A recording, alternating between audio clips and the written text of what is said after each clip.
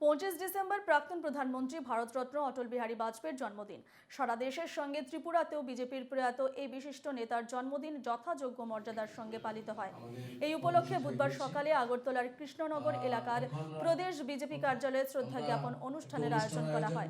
অনুষ্ঠানে উপস্থিত ছিলেন প্রদেশ বিজেপি সভাপতি সাংসদ রাজীব ভট্টাচার্য সহ অন্যান্য নেতাকর্মীরা। উপস্থিত সকলে বাজপেয়ীর প্রতিকৃতিতে পুষ্পার্ঘ্য অর্পণ করে শ্রদ্ধা জানান। দিনটি সুশাসন দিবস হিসাবে পালিত হয়।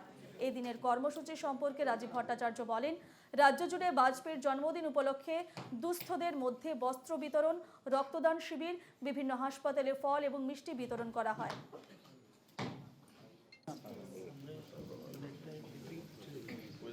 আমাদের কর্মসূচি এগোচ্ছি। এখন প্রথম আমরা একটা অনুষ্ঠান আয়োজন করেছি। আমি অনুরোধ করছি আমাদের মাননীয় প্রদেশ সভাপতি অন্যান্য